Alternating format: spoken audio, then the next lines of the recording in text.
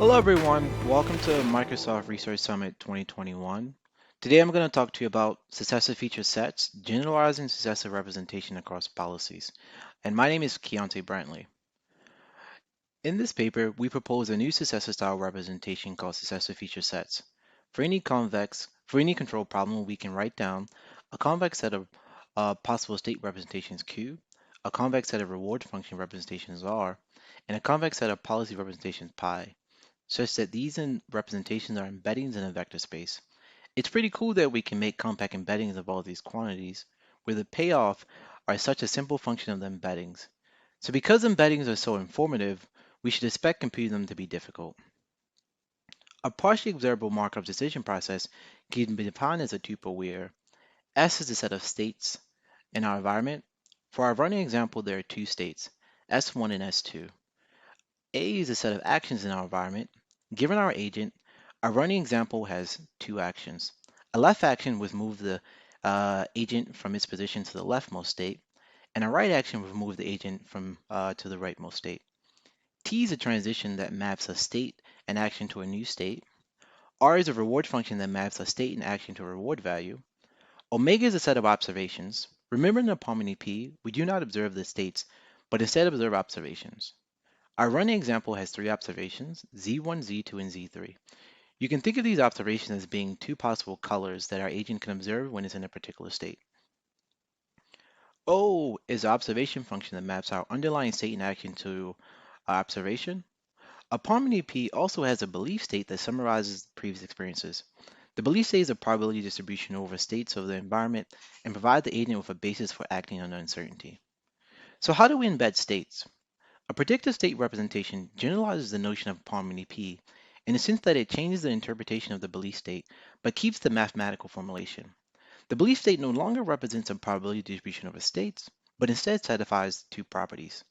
Given Q1 to be the starting state, T sub AO to be the transition matrix, and a vector U, these two properties are, first, the observation property U transpose T sub AO Q sub T should always be non-negative. And second, this quantity should sum to 1 for any action being summed over observations. Clearly, PSRs are a strict generalization of Palm P's because the belief state space is a special case of these two properties. We use the notion of PSRs to represent states as a vector of predictions about the future. You can think of PSRs as representing tests. A test is the expected value of some function of future states and actions, given that we follow a particular policy. For example, one test in our running example could be the probability of seeing the color brown if the agent goes left. Another test in our running example could be the probability of seeing the color purple if the agent goes right. Defining the state space in this manner is more general than using belief states. Next, how do we embed rewards? Similar to successive representation, in successive features we want to learn two quantities, the immediate reward and successive features. The reward is now decomposed into two parts, phi, which is a feature function, and w, which is a weight vector. The second quantity measures the expected discounted sum of features, similar to the discounted feature occupancy in successive representation learning. So now the action value function can be written in terms of successive features multiplied by reward vector w.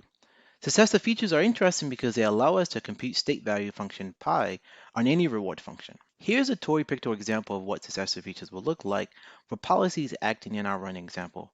For simplicity, our running example now only has two observations. In the left state, the policy can observe the color brown, and in the right state, the policy can observe the color purple. If we expand the number of states to be 6 instead of 2, then our MDP will look something like this. In this figure, the x position corresponds to the underlying state we are in. So imagine if we had a policy that started in the right purple region and always went left into the brown region, showing behavior something like this. We would get smearing rightward. Looking at the bottom, the colors of the bottom plot show that the successor feature function psi for the policy that always takes action left. This smearing tells us something about the dynamics of the environment in the sense that the overlapping colors tells us the regions where the colors change. This smearing also tells us what region the policy will transition to and visit. Now, suppose our reward function is defined in terms of some state action feature RQA for some vector R and feature function f, and f is linear in Q. For each action A, FQA is a vector of features of the current state in action. We call this function the one-step or immediate feature function in our paper. FQA being linear in Q means that FQA is equal to the matrix F sub A times Q, where F sub A is formed by stacking all the one-step feature vectors. Then we can rewrite the state value function as the following.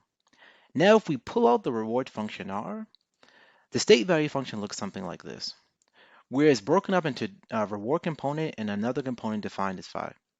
And phi is equal to the state value function where the reward function is pulled out. The phi function is called the successive feature vector. Similar to normal state value functions, there are dynamic programming algorithms to compute phi.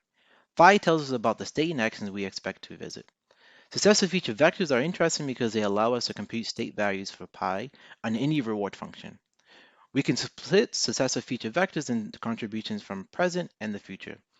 Then if we expand the expectation and substitute in our expression for f, we get this. This new formulation of phi allows us to separate the discounted immediate and future features. We now have all we need to rewrite our state value function as a multilinear function of state, reward, and policy. Our state Q represents a linear combination of some fixed initial test states.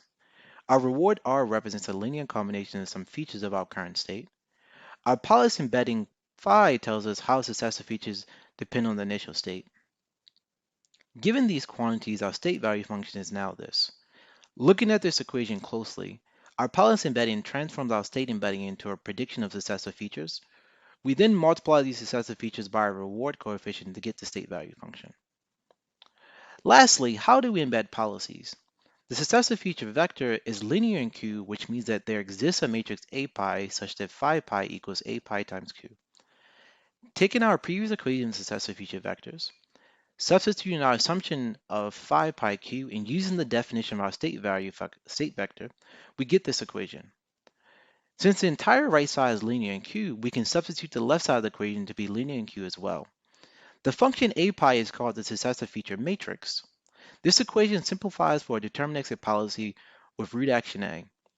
We can compute A pi using dynamic programming by working backwards in time from the leaves of a policy tree. For a policy tree with root action A. This recursion works by splitting A into two components, the one-step feature f sub A plus the future expected features, which is the right side of the equation. So this is the part where things get really cool. Now we're going to define successive feature sets. Successive feature sets is a set of all possible successive feature matrices at horizon h. This quantity tells us how the future depends on our state and our choice of policy. It's important to note that the extreme points of this set tells us about the limits of what we can achieve. Like successive feature matrices, successive feature sets satisfy a system of Bellman equations. At a high level, the Bellman equations works by relating a horizon h minus 1 policy tree with a horizon h policy tree. The first line above holds because we can construct a successive feature set at horizon h by first taking deterministic actions A and then randomizing over horizon h minus 1 policy trees. The second line holds because horizon h policy is a distribution of a horizon h policy that start with different actions. The convexity allows us to prune away redundant policies to learn phi. We can start the recursion with an empty set and iteratively apply these equations to learn the set of policies in the next horizon. In order to efficiently compute successive feature sets, similar to point-based variety ration, we choose a fixed set of directions and then use these directions to approximate successive feature sets. In conclusion, we've showed for any control problem we can write down a convex set of possible state representations Q, a convex set of reward function representations R, and a convex set of policy representations pi, such that these representations are embeddings in a vector space. We also evaluate our embeddings on 3 tasks. Please check out paper for further details. Thank you for listening.